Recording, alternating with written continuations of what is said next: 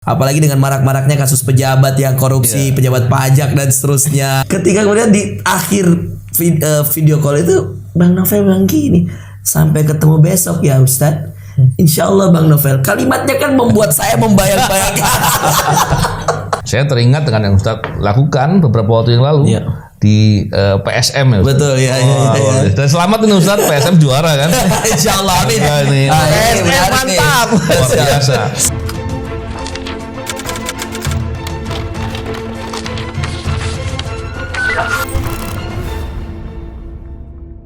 Bismillahirrahmanirrahim. Assalamualaikum warahmatullahi wabarakatuh. Waalaikumsalam.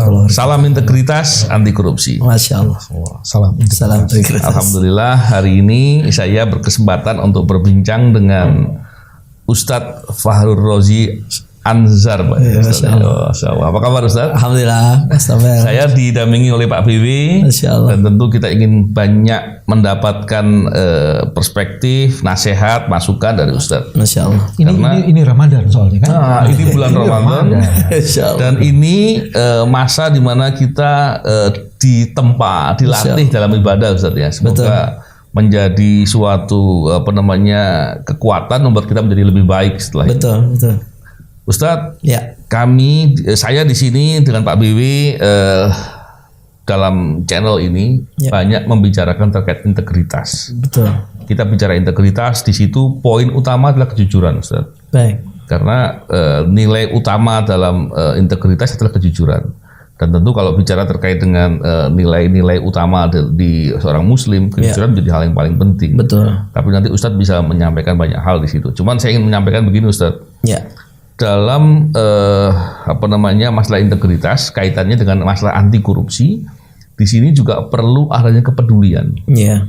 Orang seringkali kemudian ketika membicarakan soal masalah-masalah di masyarakat, masalah sosial dan lain-lain, itu orang yang punya kepedulian lah yang bisa mengetahui permasalahan-permasalahan itu. Dan kemudian dengan melihat permasalahan itu, orang akan bisa kemudian berbuat, memikirkan solusi dan lain-lain. Begitu juga dengan praktek-praktek korupsi yang ada. Ketika praktek-praktek korupsi itu kemudian kita bisa lihat, kita bisa ketahui, kita bisa menceritakan dengan banyak pihak agar praktek-praktek korupsi itu berhenti. Atau kalaupun tidak begitu, paling tidak kitanya jangan berbuat korupsi. Betul. Dan kita juga bisa menggambarkan kepada banyak orang, dalam hal ini tentunya aparatur Ustadz ya, untuk memahami bahwa dampak korupsi itu betul-betul berat dan luar biasa, menyusahkan orang banyak, membuat negara yang ingin melakukan pembangunan, memajukan, mensejahterakan menjadi terhambat, bahkan bisa gagal. Betul. Nah ini yang kemudian kita perlu paham. Dan seringkali begini Ustadz, poin yang ingin saya tanyakan. Ketika orang diajak, tolong dong kita mesti harus jujur. Kita harus bisa bertanggung jawab. Kita harus menjadi orang yang amanah. Atau kemudian kita bisa menjadi orang yang berani. Yang dengan keberanian itu kemudian kita bisa bermanfaat, kita bisa menghentikan suatu praktek-praktek yang tidak benar, praktek-praktek korupsi dan lain-lain. Tapi kemudian pertanyaannya adalah, berbuat begitu untungnya apa gitu. Jadi kadang-kala ketika bicara seperti itu perlu dipahamkan bahwa kebaikan yang dilakukan itu pasti akan dapat keuntungan buat dirinya. Dan bicara soal keuntungan itu Ustadz, seringkali orang ketika bicara dikaitkan dengan agama, kemudian dia bilang itu kan keuntungannya nanti di akhirat masih lama. Padahal kan keuntungannya juga ada di dunia. Ada di dunia dong, ada pasti ada ya. Jadi hal begini yang perlu digambarkan Ustadz. Jadi untuk membuat motivasi orang untuk mau berbuat kebaikan dan peduli dengan kepentingan orang. Begitu juga dengan berani untuk berbuat dalam rangka menegakkan kebaikan tadi Ustadz. Anak muda sekarang bilang, gue dapat apa cuy? Gue dapat apa nih cuy? Silakan Ustadz, mungkin. Jadi sebelum kita lanjut, saya berbicara dengan integritas itu, saya sebelumnya mau menyampaikan bahwa kedatangan saya ke sini pun ini integritas sebenarnya. Karena saya datang dari Makassar bukan untuk isi di tempat ini sebenarnya. Tapi qadarullah karena Bang Novel tadi malam kita video callan gitu ya. dan posisinya dia di Jakarta, saya di Makassar, dan besok memang saya ada jadwal di Tangerang dan beberapa tempat di Jakarta, tadi di Bintaro dan seterusnya. Itu saya video call. Dan memang ketika video call itu kita saling sapa gitu ya. Dan ini first time gitu saya ini ya. Apalagi dengan marak-maraknya kasus pejabat yang korupsi, pejabat pajak dan seterusnya ya. Pamer-pamer kekayaan gitu ya. Saya kemudian langsung video call dan dengan sapaan, ya kita ngobrol, ya Ustaz, Assalamualaikum Ustaz gitu. Akhirnya saya sampai karena ini menjadi suatu keistimewaan tersendiri bagi saya jarang sekali meng-screenshot sebuah video call. Jadi video call jadi saya screenshot gitu, sesuatu yang luar biasa ya. Sampai waktu itu saya lagi di mall, istri saya bilang, ada apa dengan Novel Baswedan? Tapi kalau Ustaz screenshot mungkin saya pose dulu. Dan yang membuat saya menarik ini tentang integritas, kita mulai dengan dia sedikit humor ya. Saya ketika kemudian di akhir video call itu, Bang Novel bilang gini, sampai ketemu besok ya Ustadz. Insya Allah Bang Novel. Kalimatnya kan membuat saya membayang-bayangkan. Saya jadi dari pesawat, saya subuh tadi, setelah saya subuh di bandara jam 5.7, saya tiba jam 8 gitu ya. Saya langsung isi di Tangerang, kemudian pindah ke 2 titik 3 titik. Saya tuh sampai di perjalanan macet pun ke sini 3 jam masih kebayang. Saya mau diapain ini? Saya ceklah rekening saya, nggak miliar. Saya nggak punya miliaran kok gitu. Jadi tentang integritas, maka saya hadir hari ini. Ya terima kasih Bang Novel Baswedan, Mas Bambang. Kita hadir di sini karena kita ingin menjadi support system, bahwa seorang ustadz itu menjadi support system paling utama untuk semua orang yang ingin menegakkan kebaikan atas dasar integritas. Karena seorang ustadz pun integritas yang harus dipertanggungjawabkan. Seorang muslim itu sebenarnya integritinya yang paling penting. Seorang muslim adalah idealisme yang berkepanjangan sampai dia wafat. Makanya ittaqullaha haqqa tuqatih wa la tamutunna illa wa antum muslimun. Itu kan ayat yang paling sering diulang Rasulullah. Ya ayyuhalladzina amanu. Setiap khutbah Jumat loh mesti dibaca dulu ini. Ya, hai orang yang beriman, ittaqullah, bertakwalah pada Allah. Integriti yang hakikat itu takwa pada Allah. Dan rumus dari takwa pada Allah itu adalah takut sama Allah. Takut akan banyak nikmat yang didustakan. Takut akan, mohon maaf, ada larangan yang sengaja ataupun tidak kita kerjakan. Maka sekelas Nabi melazimkan istighfar minimal 100 kali. Itu untuk membentuk integritinya dong. Nabi nggak punya dosa, tapi habis salam setiap sholat, Assalamualaikum warahmatullah, Assalamualaikum warahmatullah, apa yang dibaca? Astagfirullah 3 kali. Dan ini jadi sunnah sebelum dia bertahmid, bertasbih, bertakbir, berhauqalah la haula wala. Itu yang paling pertama setelah setiap sholat wajib maupun sunnah, istighfar 3 kali. Pertanyaannya kan apakah ini sholat dosa? Enggak, tapi itu integriti.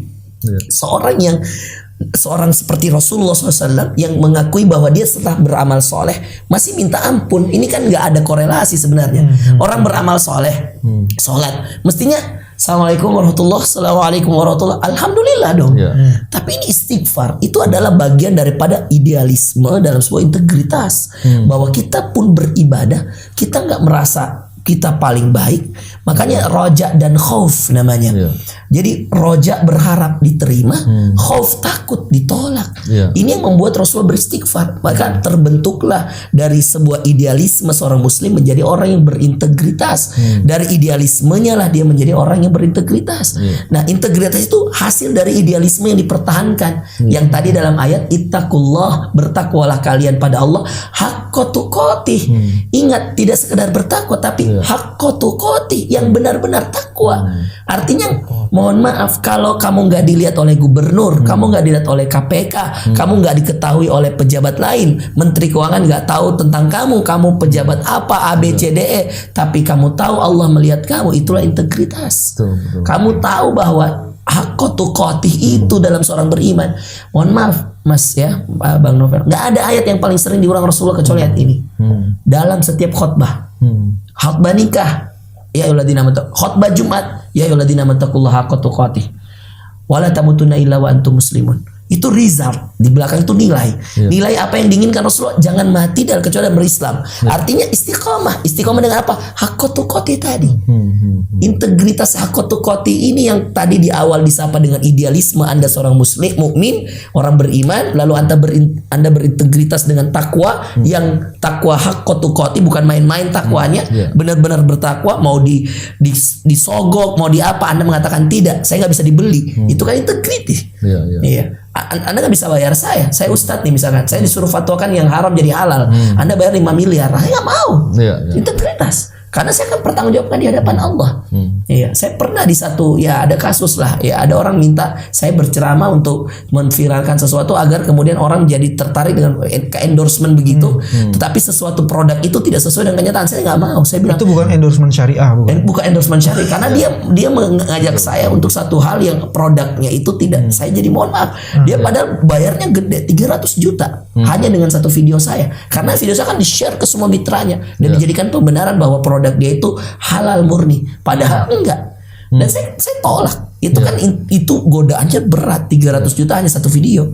Itu kan luar biasa. Nah, itu yang menjadi tantangan kita. Makanya integritas itu adalah hasil dari keyakinan bahwa kita punya idealisme.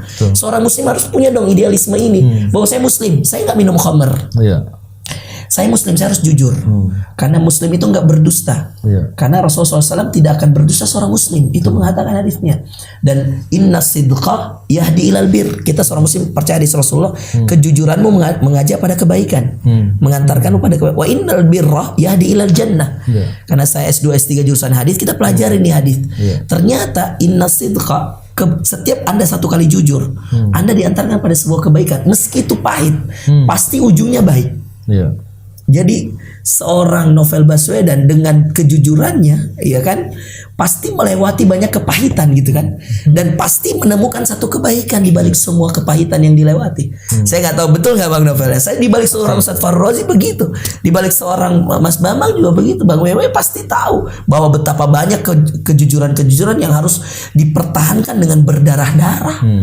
Dan itulah idealisme yang tadi ya ayyuhalladzina amanu, dari ayat ini kita mengambil hai orang beriman, idealisme, ittaqullaha haqqa tuqatih, integritas, dan hasilnya wala tamutunna husnul khotimah.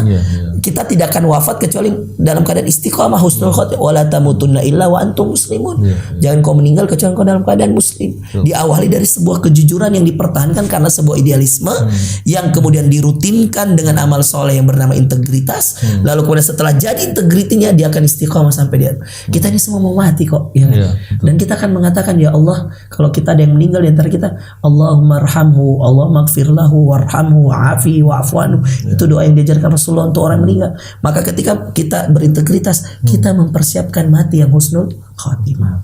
So, luar biasa. Dan memang di bulan Ramadan ini kan kita diajarkan kejujuran. Betul. Ustaz. Contohnya ketika orang berpuasa. Ustaz. Betul, itu kan kejujuran. Gak ada yang tahu. Bisa aja sembunyi di belakang kamar mandi lah.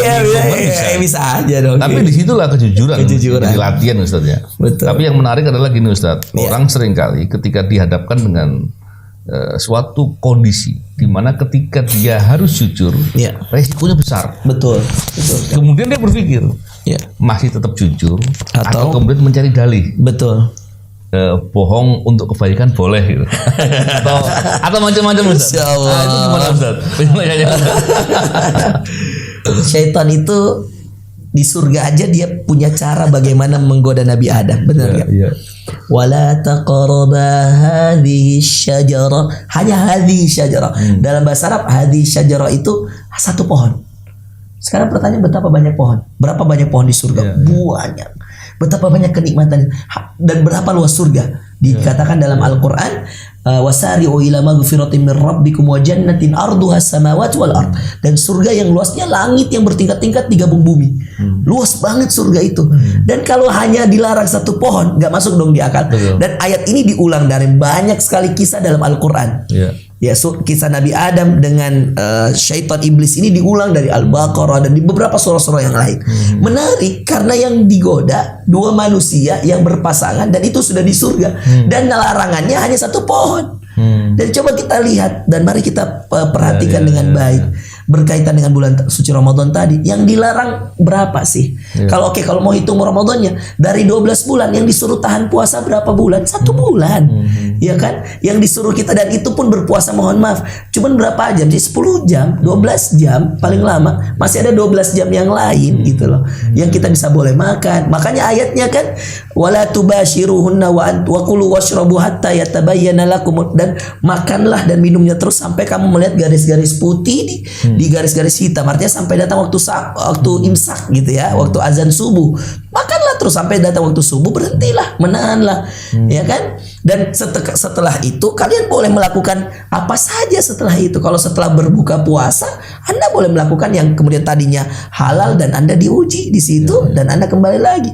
Nah, subhanallah, menarik sekali ketika Ramadan itu dikaitkan dengan bagaimana kejujuran seorang muslim diuji oleh Allah, dengan bagaimana hanya Allah yang tahu. Mas, Bang, kita boleh berbuka puasa sama-sama, tapi yang tahu kualitas puasa kita hanya Allah. Makanya ada hadis Rasulullah nih, saya ingatin teman-teman. Rubba sha'imin laisa lahul jaza illal ju'i wal atas. Hadis yang sahih, Rasulullah SAW mengatakan pada kita, berapa banyak orang puasa, nggak ada yang dia dapatkan al-ju' kecuali lapar dan atas, haus. Jadi ketika dia buka, dia kayak Masya Allah, udah kayak orang kelaparan 10 hari 10 malam gak makan. Kenapa? Karena itu tadi niatnya berpuasa yang membedakan. Maka banyak yang sama-sama haus, banyak yang sama-sama lapar, sedikit yang berpahala di sisi Allah. Gitu. Jadi kejujuran ini benar-benar identik dengan Ramadan yang akan kita hadapi. Jujurlah pada Allah, jujurlah pada hatimu. Dan itu tadi ada hadis Ramadan yang tadi sempat saya singgung waktu kita ngobrol, bahwa idza jaa Ramadan, ketika datang Ramadan, semua pintu surga dibuka, dan tidak ada yang ditutup. Semua pintu neraka ditutup dan nggak ada yang buka. Wasufidati syayatin, dan setan dibelenggu. Kejujuran apa lagi ini? Setan yang mana lagi yang salah ini? Kalau kamu masih korupsi, kamu masih gratifikasi di sini, kamu masih gak jujur, buka puasa sembunyi-sembunyi gitu. Itu luar biasa Ramadan. Ada kejujuran juga, integritas kejujuran gini, Ustaz. Dia tidak hanya jujur, integritas itu adalah terintegrasinya antara pernyataan, betul, dengan sikap dan tindakan, betul, dan keyakinan yang betul. Jadi integritas itu bukan sekedar berbohong, tapi melihat apakah orang konsisten dengan apa yang diucapkan, apa yang dilakukan, betul, dan apa yang menjadi keyakinannya. Betul. Itu bagian pertama tuh. Nah, jadi artinya Ramadan itu sebenarnya ingin membangun sikap di mana kita istiqomah. Betul. Dengan pernyataan, tindakan, dan keyakinan. Betul. Terus yang kedua juga, 3 hal yang tadi itu tidak mungkin tidak diuji. Benar. Itu dia. Sehebat apa integritasmu itu sangat tergantung dari sejauh mana kamu menghadapi ujian itu. Karena tidak mungkin integritas tak diuji gitu. Betul. Karena biasanya tuh dalam pengalaman kita Mas Novel ya, kalau lagi menyidik kasus-kasus korupsi yang gede itu tiba-tiba ada lagi, tolong dong. Ini akan lebih dahsyat nih kan. Kasus yang 300 triliun itu. Kalau ini sampai dibongkar, ini akan runtuh katanya institusi. Jadi kita selalu dihadapkan pada itu. Betul. Seolah-olah kejujuran itu membuat dampak dan kerusakan. Pertanyaan Mas Novel tadi itu menarik. Padahal kejujuran itu justru akan membuat dampak yang membuat kemaslahatan. Betul. Paling tidak misalnya gini, kalau Anda jujur, kita percaya. Betul. Terserah lu deh, lo mau apa, saya percaya sama kamu. Dan kepercayaan itu modal yang paling besar. Paling rezeki yang paling dahsyat itu adalah kepercayaan orang kepada kita karena kejujuran. Itu Mas Novel yang tadi, makanya Rasulullah dijuluki Al-Amin dong. Dan dengan itu dia karena membangun kepercayaan itu dengan kejujuran awalnya. Betul. Jadi mulai dari dia jujur, terpercayalah akhirnya. Jadi julukan Al-Amin itu berawal dari kejujurannya mengolah harta pamannya, harta Khadijah. Kemudian dia menjadi orang yang Masya Allah di hadapan Quraisy pun terkenal dengan Al-Amin. Dia belum dikenal jadi nabi, dia dikenal jadi Muhammad. Itu orang yang bisa dipercaya tuh. Itu sebabnya dalam banyak kajian Ustadz, kejujuran itu bukan kata benda. Betul. Dia kata kerja yang harus diusahakan dan bahkan diperjuangkan. Jadi orang yang tak mau berjuang untuk menegakkan kejujuran, dia sebenarnya tidak sedang berada di mana-mana. Betul. Menarik gitu. Ini belajar dari Ustaz.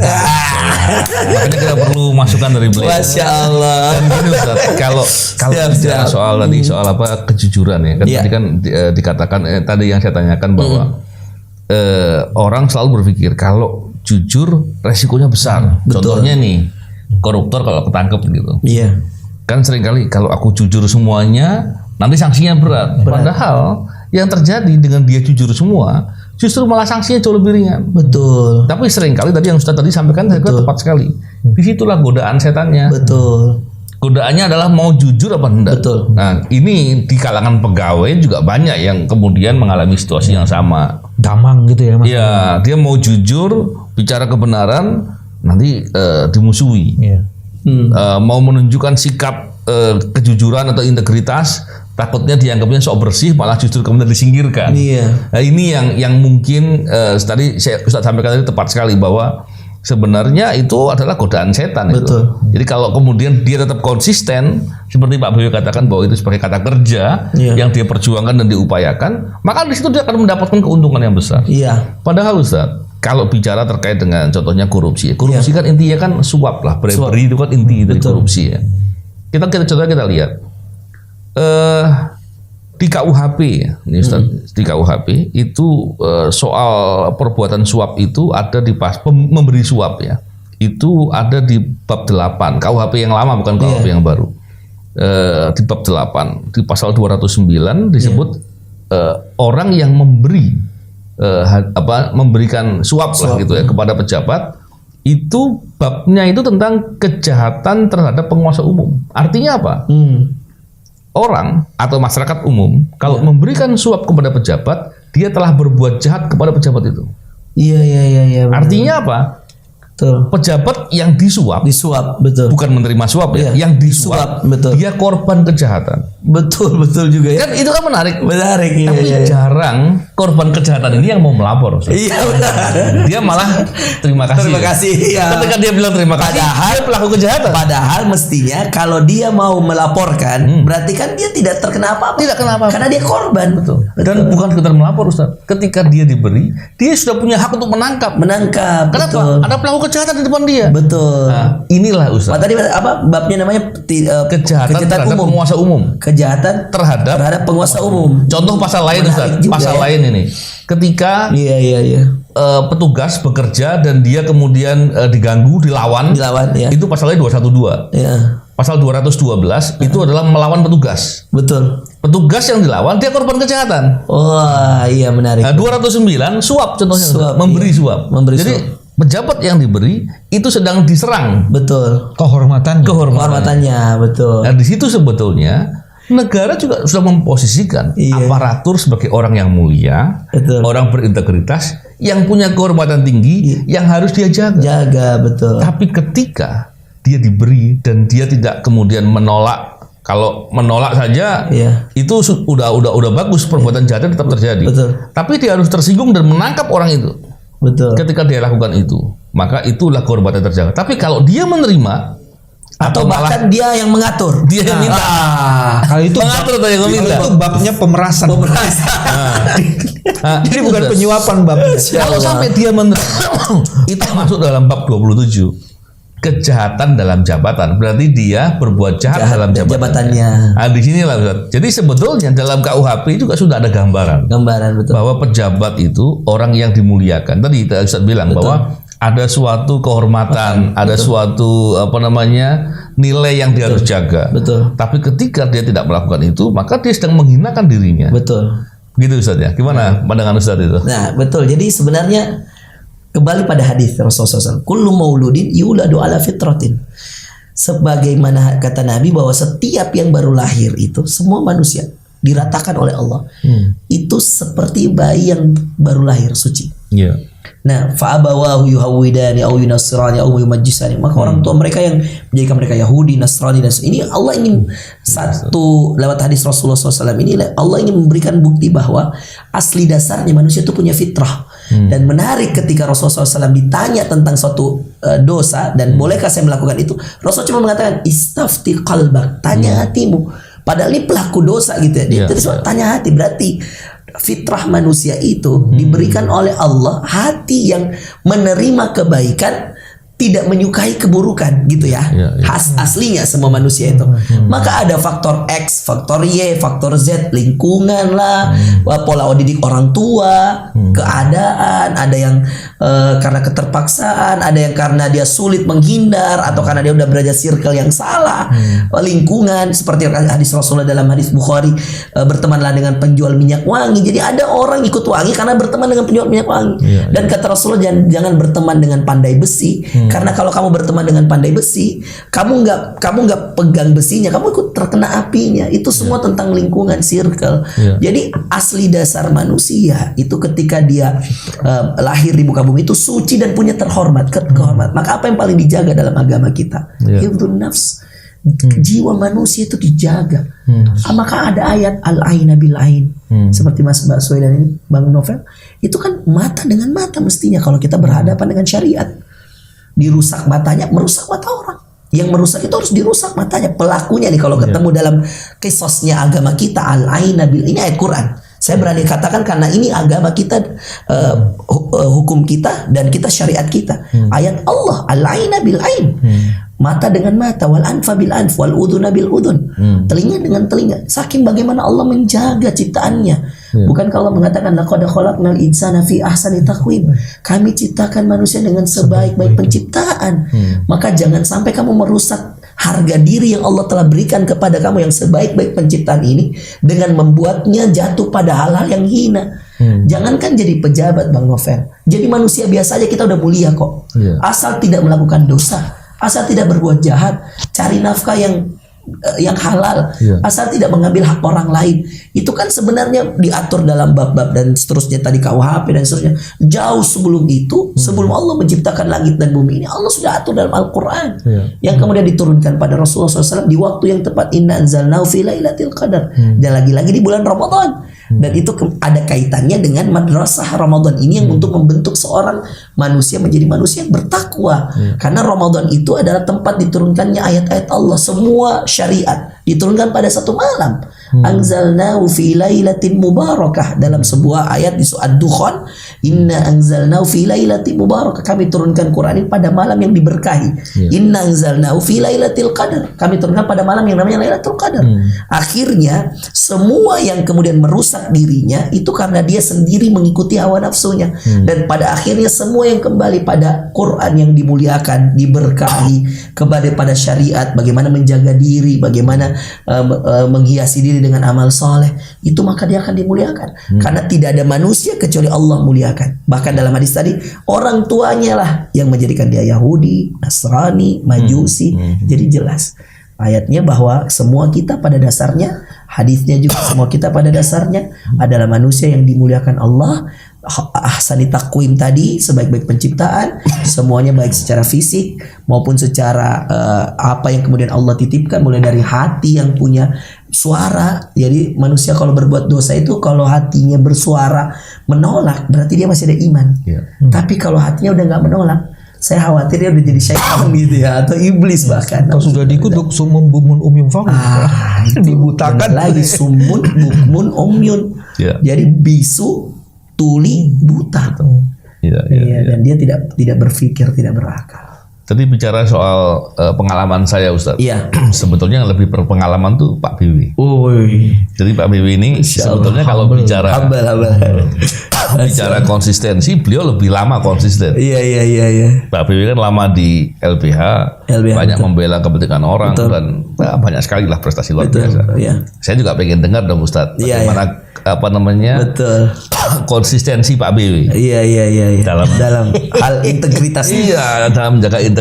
Nah, itu perlu dong dan keuntungannya. Kan selama ini orang kan selalu melihat keuntungannya apa sih sebenarnya. Nah, itu kan jangan-jangan keuntungannya cuma di akhirat. Boleh di-share. Kita dengar dari Pak. Kita dengar. Saya mungkin karena Ustadz dari Indonesia Timur, saya kasih contoh Indonesia Timur. Iya dong. Ustadz, saya pernah 8 tahun di Papua, Ustadz.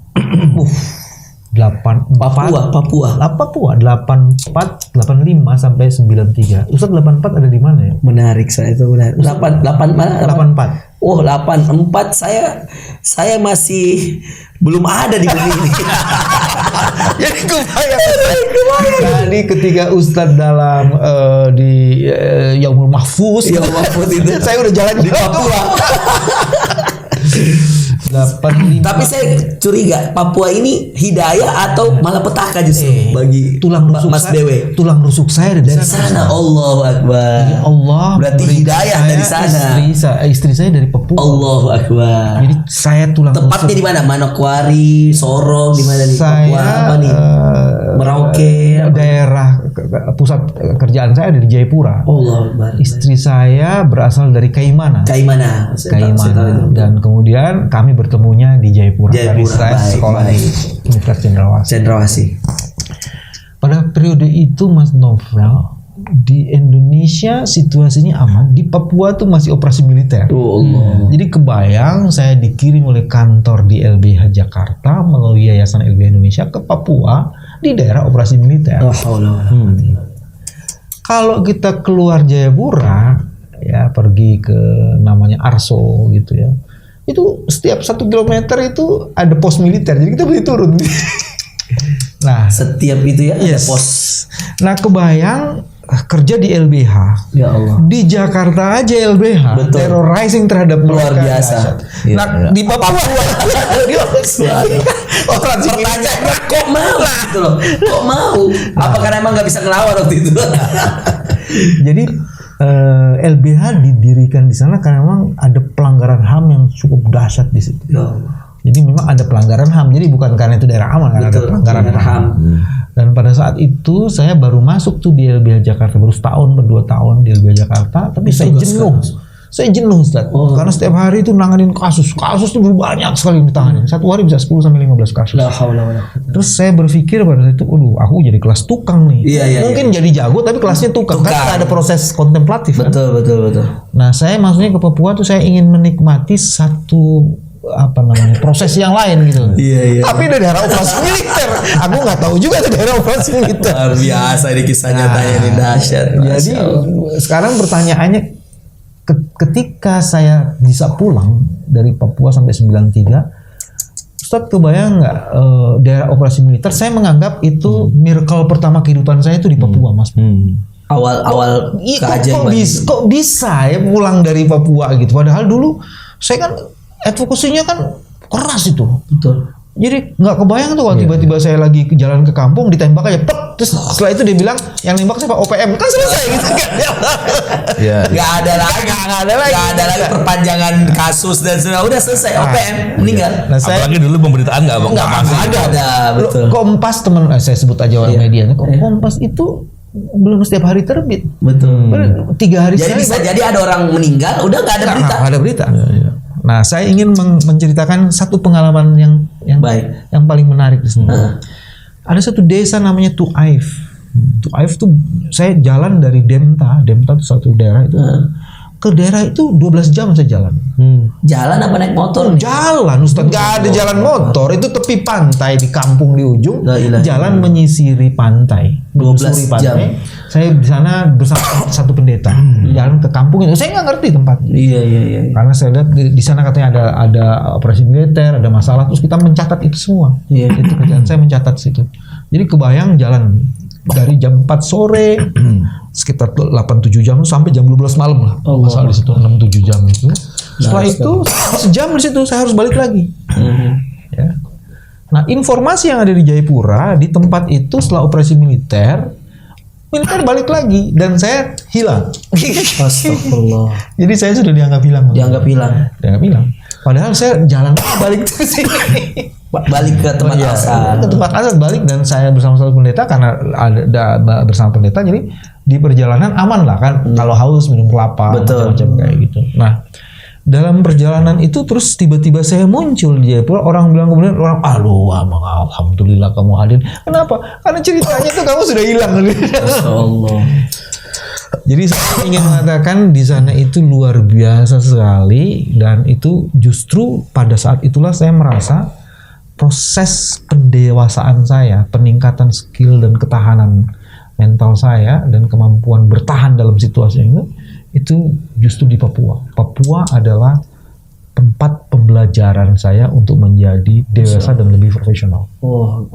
Saya merasanya itu luar biasa. Jadi miracle itu yang kalau dilihat Papua telah mendidik saya untuk menjadi seseorang yang seperti hari ini. Betul. Dan itu baru salah satu, Ustaz. Artinya ceritanya sebenarnya banyak. Kan tadi memancing untuk cerita banyak. Tapi yang ceritakan cuma satu. Dan akhirnya tahun 2000 berapa itu ya? 2012 Pak Beo ya? 2011 ya akhirnya. Pak Beo menjadi pimpinan KPK. Betul. Disitulah kemudian kita bisa mengukur 2011 ya. Sama teman sekampungnya Ustaz. Iya, sama dong. Betul. Di situ menggambarkan. Kalau saya mengistilahkan itulah the legend of KPK sebenarnya. Waduh. Karena penyidiknya beliau. Kita ini pimpinan kan. Masih banyak yang lain. Salah satu the top gun-nya itu. KPK itu salah satu.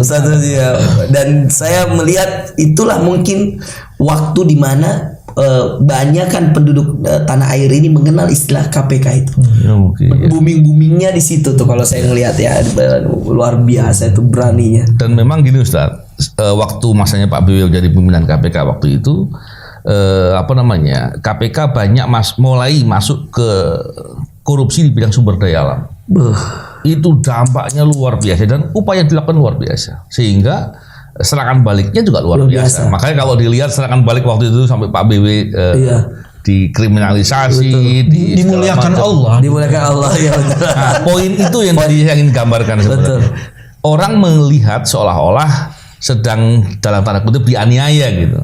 Tapi padahal di poin situ ada pendidikan, ada pembelajaran, dan tadi seperti Pak BW katakan, itulah yang membuat Pak BW dan saya kira banyak lah senior-senior lain itu kemudian menjadi terdidik karakternya. Betul. Dan itu menjadi kekuatan. Bicara karakter berarti bicara akhlak. Betul. Disitulah keuntungan utama ketika berintegritas dan berbuat kebaikan dan lain-lain. Di antaranya Ustadz ya, tentunya tadi yang Ustadz katakan tadi juga banyak dari perspektif lain. Betul. Dan saya tadi Ustadz bicara Indonesia Timur. Iya. Saya teringat dengan yang Ustadz lakukan beberapa waktu yang lalu di PSM ya Ustadz. Betul ya. Dan selamat ini Ustadz, PSM juara kan. Insyaallah amin.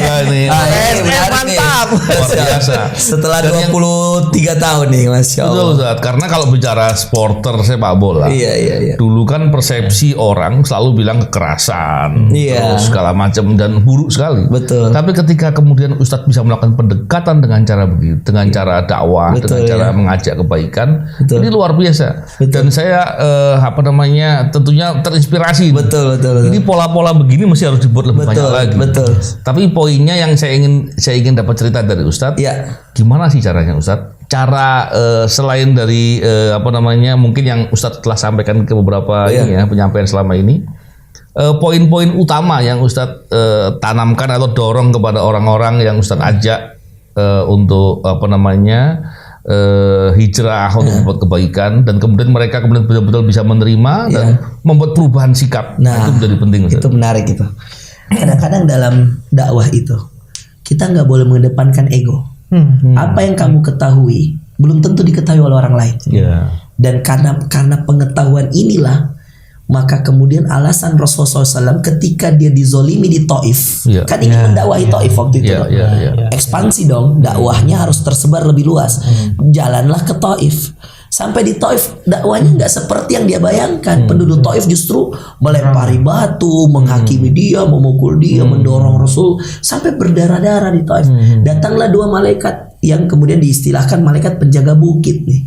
Bahkan dikatakan ada yang lebih dan seterusnya. Malaikat penjaga bukit datang, nanya dong, ya Rasulullah, kalau kamu bilang sekarang nih saya letakkan bukit ini di atas penduduk Taif, saya akan kerjakan sekarang. Karena betapa marah kekasih Allah dibegitukan. Jawaban Rasulullah sederhana. Kata Rasulullah, biarkan mereka, fa inna qaumi la ya'lamun. Karena kaumku belum mengenalku saja, belum mengetahuiku saja. Jadi ada hal yang di dalam dakwah dan termasuk menegakkan kebaikan yang tidak semua boleh diucapkan sesuai dengan pengetahuan kita. Itulah pentingnya fiqhud dakwah. fikih dalam dakwah. Saya di Gontor 6 tahun Mas, belajar pesantren. Tamat SD loh saya ke Gontor. Kemudian saya 2 tahun ngabdi ngajar, jadi guru ustadz di Gontor. Udah 8 tahun dong. Saya berangkat S1, S2, S3 12 tahun saya di Sudan, Khartoum. Tempat orang Arab di sana, orang Afrika. Sudan itu di bawah Mesir pas. Kalau mau ke Saudi tinggal naik pesawat cuman 1,5 jam, kayak dari Makassar Surabaya, Jakarta Surabaya. Deket kan? Itu daerah ekspansi yang kemudian itu menjadi Arab di benua Afrika. Saya belajar di sana dong 12 tahun, melihat langsung keadaan di sana dan seterusnya. Apakah ketika saya pulang dari Sudan dengan PhD saya, gelar saya ada BSH, Bachelor of Syariah, MA, Master of Art, kemudian PhD saya pulang lalu kemudian menerapkan semua, kamu ini kafir, kamu bid'ah, kamu ini, loh di mana pengetahuan saya tentang dakwah yang lemah lembut dari Rasulullah? Wa ma arsalnaka illa rahmatan lil alamin. Kami mengutusmu wahai Muhammad, tidaklah kami mengutusmu kecuali untuk menyebarkan kasih sayang. Dan saya masukin PSM ini bukan dari saya penggemar PSM, enggak. Bahkan saya stadion pertama yang saya masuki Olimpico Roma, waktu saya diajak nonton di KBRI, waktu itu saya ceramah di sana di Kedutaan Besar Republik Indonesia untuk peresmian komunitas Muslim Indonesia Roma 2019. Baru saya jelaskan Uki lewat cara saya ajak dia biker subuhan, saya ajak dia ngobrol, ngopi, ngomong, dia nanya terserah dia mau apa, dia curhat terserah dia. Saya datangkan pemahaman yang insight yang berbeda. Coba sekali-sekali ambil air wudhu, sholat. Coba rasakan kenikmatannya. Ustadz bertato saya, Ustadz penuh badannya tato. Setiap ganti logo PSM, ganti tatonya. Jadi misal PSM di sini satu, ganti logonya, dia taruh lagi logo yang baru sini. Maka kalau andai tiap tahun PSM ganti logo, full logo PSM kan nanti. Ini kisah nyata. Dia namakan komunitasnya Laskar Ayam Jantan, maka dia punya rambut kayak ayam jantan dari timur dong. Dan yang gunting rambut itu saya yang ngebotakin dia, karena saya katakan itu koza. Ada syariatnya, nggak boleh memotong sebagian menyisakan sebagian, dan dia siasakan satu lurus begini ke atas. Saya potong dong, dan itu nggak mungkin dengan saya bilang Deng Uki koza, ngapain saya urus rambut kalau saya belum selesai sholat? Saya belum urus sholatnya, saya mau urus rambutnya enggak. Dia yang datang ke saya, Ustadz katanya rambut kayak gini nggak boleh ya. Waduh Deng Uki panggilan sederhananya. Saya bilang mohon maaf Deng Uki, Panglima, Anda Panglima di supporter, tapi dalam ilmu agama ya mohon maaf Anda murid saya. Saya sebagai gurunya, kalau Anda bertanya benar-benar nih, kalau saya sebagai teman, andaikan ini tidak merusak pertemanan saya dengan Deng Uki, saya sebenarnya nggak apa-apa Deng Uki pakai kayak gitu. Saya nggak mau tegur dulu. Kenapa Ustaz tidak tegur? Karena sebagai saya nggak terlalu penting masalah, mohon maaf nih, rambut, nggak terlalu penting masalah celana, nggak terlalu penting mohon maaf masalah jenggot dulu. Nanti belakangan kamu akan sadar sendiri apa manfaat jenggot. Kamu akan sadar sendiri kenapa celana begini, kenapa ada orang sunnahnya mohon maaf dia rambutnya nggak boleh potong setengah, koza istilahnya. Saya bukan urusan saya Deng Uki itu. Saya fokus saya Deng Uki jangan bikin dosa, jangan pukuli wasit, jangan mohon maaf keroyok supporter orang lain. Datang orang sini jamu dengan baik, kita tuan rumah. Adabnya kan mangkana yu'minu billahi wal yawmil akhir falyukrim dhaifa. Kalau ada supporteran kan dia tamu dong. Kata Rasulullah, siapa yang beriman pada Allah dan hari akhirat, muliakan tamunya dong. Oh iya ya Ustaz, tapi benar Ustaz, saya bertanya berdosa kayaknya saya. Kalau Deng Uki yang tanya, maka saya secara keilmuan harus jawab dengan jujur dong. Dosa. Kenapa? Ada larangan. Koza namanya. Maka dia bilang Ustadz potong. Dan waktu saya potong itu, saya masih ingat di Moratu Indah, wartawan datang banyak banget. Dan itu masuk di Fajar, Tribun Timur, Masya Allah, masuk di Instagram orang, Facebook orang. Saya menggunting rambut Deng Uki yang puluhan tahun dia pelihara, nggak ada yang berani sentuh. Kalau PSM kalah, jangan berani-berani lewat Jalan Beruang. Ada namanya Jalan Beruang, itu ada markasnya Laskar Ayam Jantan. Karena kalau PSM kalah, kamu bisa dipukul Deng Uki lewat situ. Kamu bisa dihantam Deng Uki. Istrinya aja bilang, jangankan ini Ustaz, saya mau tegur aja saya nggak berani, karena dia bisa marah kalau PSM kalah. Semuanya jadi nggak stabil. Sekarang PSM menang, PSM kalah, ya udah dewasa. Dia mengerti. Akhirnya kita mendewasakan orang dengan sudut pandang yang berbeda.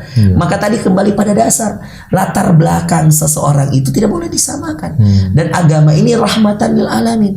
Dan mungkin ya Mas ya, saya Allah ini saya ufawwidu amri ilallah. Saya bukan orang yang membawa hidayah. Semuanya hidayah milik Allah. Bahkan Rasulullah tidak bisa berhidayah pada pamannya. Innaka la tahdi man ahbabta walakinnallaha yahdi man yasha. Dalam surah Al-Qasas Allah mengatakan, engkau wahai Muhammad tidak bisa beri hidayah pada siapa yang kau cintai, tapi Allah memberi hidayah pada siapa yang dikehendaki. Beda yang dicintai dan dikehendaki. Saya pun demikian. Saya mengenal PSM ini baru-baru aja 3 tahun terakhir, dan Allah langsung kasih juara PSM 2019 Piala Indonesia. Waktu itu saya hadir melawan Persija Jakarta 2-0, dan saya pertama kali sholat di Stadion Mato Anging waktu itu. Dan itu menjadi luar biasa karena statusnya PSM sudah kalah di Jakarta 1-0. Dan kalau andai dia PSM menang pun 2-1 saja, Persija yang akan juara. Dan sudah ada kejadian pelemparan bus sebelumnya, dan saya hadir, saya berdoa. Bayangkan, saya tidak mencintai PSM dan saya doakan PSM waktu itu. Dan Allah kabulkan doa dan juara. Karena siang harinya saya datang ke DUG, katanya saya nggak jamin Ustadz, karena bisa jadi anak-anak meluapkan kekecewaan sama wasit, apa bisa jadi ada korban. Saya bilang, DUG bagaimana kalau ada korban? Saya bilang, kami nggak jamin Ustadz. Saya bilang, waduh, ingat kita sudah hijrah, bahaya. Saya bilang, saya nggak bisa jamin. Kalau Ustadz hadir, maka tiket yang dia kasih saya masuk.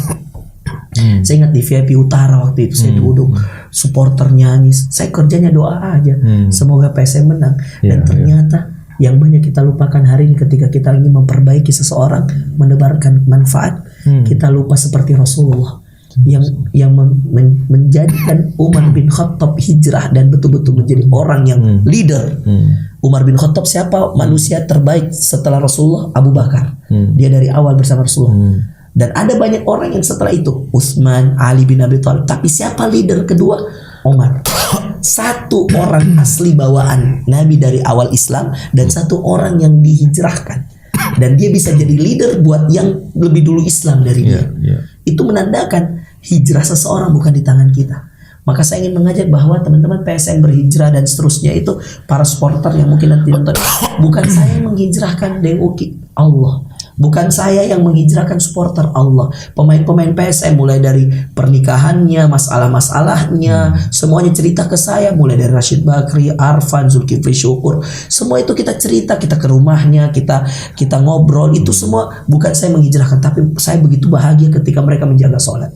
Bahkan mereka adalah orang yang terang-terangan ke pelatih, kalau waktu sholat kami izin sholat. Dan ternyata pelatih Eropa pun mengizinkan. Dan itu menandakan bahwa Masya Allah, tidak ada halangan untuk beribadah bahkan di semua profesi yang Anda tekuni dan Anda kerjakan. Dan ini jadi menarik sekali. Dan gitu. Ustadz adalah wasilah. Iya, mudah-mudahan kita, iya, Masya Allah. Sekarang. Dan kalau tahun ini juara, itu adalah juara liga pertama setelah 23 tahun. Masya Allah.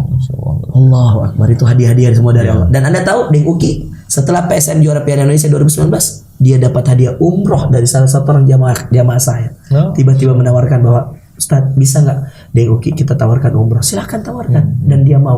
Umroh pertamanya langsung kemudian dengan penuh tatoknya. Makanya ada waktu dia bawa, dia kan ditdidikan pembantu Ustadz gitu ya, mutawif. Tiba-tiba dia kemudian duduk di depan. Awalnya kan dia pakai baju tertutup, maka ketika kain ihram kan harus terbuka, maka kelihatan semua tatonya. Sampai ada seorang ibu yang kemudian duduk di belakang, lalu kemudian sambil dengan tangan mungkin bergetar ya, dia telepon suaminya lalu dia mengatakan, Pak, kita salah travel. Kenapa? Pembimbingnya tatoan. Dikiranya DUG gitu pembimbing dengan penuh tato, jadi dia takut gitu. Kita sangat travel, kata Masya Allah. Ya diceritakan lah bahwa DUG itu hadiah umrah, Masya Allah. Luar biasa. Luar biasa hadiah Allah itu. Cerita-cerita Ustadz ini luar biasa dan semoga bisa memotivasi ya. Amin. Banyak orang. Dan bicara soal hidayah Ustadz. Hidayah. Ini sebagai penutup penyampaian. Saya teringat di suatu hari ketika saya sedang datang ke Lapas Sukamiskin. Lapas Sukamiskin di Bandung ya berarti? Bandung, betul. Itu kan di sana kan orang-orang yang di napi koruptor lah ya, napi korupsi ya. Salah satu orang bertemu dengan saya, dia bilang, dia pernah menjadi anggota DPR, pernah menjadi anggota BPK, pernah juga menjadi pejabat di penegak hukum. Dia bercerita bahwa dipanggil saya karena dia umurnya jauh lebih tua. Dia panggil Novel. Karena saya sebelumnya sering memberikan masukan untuk dia jujur, udah deh, bicara apa adanya dan lain-lain. Dia bilang, saya sekarang bersyukur. Masya Allah. Saya ada di sini. Bersyukur, dia bilang. Seandainya saya menjadi pejabat dan saya kemudian tidak diingatkan oleh Allah dengan kondisi seperti ini, maka bisa jadi saya sedang bermaksiat sekarang. Allahu Akbar. Tapi ketika saya sekarang ada di Sukamiskin, maka Anda bisa lihat saya setiap hari sholat di masjid. Kadang-kadang jadi imam dia bilang. Masya Allah. Saya selalu ibadah sunnah dan saya gunakan untuk semua kebaikan. Dan ini di usia saya yang sudah di atas 60 tahun. Masya Allah. Ini kan suatu hidayah yang luar biasa. Maka saya pikir semoga orang-orang yang masih belum belum terbuka hatinya, mendapatkan hidayah dan kemudian menghindari maksiat berupa berbuat korupsi dan hal-hal yang tidak baik lainnya, Ustadz. Menarik. Dan saya pikir tadi gambaran dari Ustadz semoga bisa membuat banyak orang terbuka pikirannya bahwa ternyata berbuat kebaikan, menjaga akhlak, tadi Pak Bibi bilang kalau bicara kejujuran kan kata kerja Pak Bibi. Iya, betul. Perlu ada upaya kesungguhan dalam memperjuangkan itu. Benar. Semoga bisa kemudian memotivasi banyak orang. Saya jadi ketemu ide ini, Mas. Pakai frasa kata saya. Integritas itu harus diperjuangkan dan cara memperjuangkannya yang istiqomah. Jangan-jangan itu adalah jalan kemuliaan supaya Rob ridho. Allahu Akbar.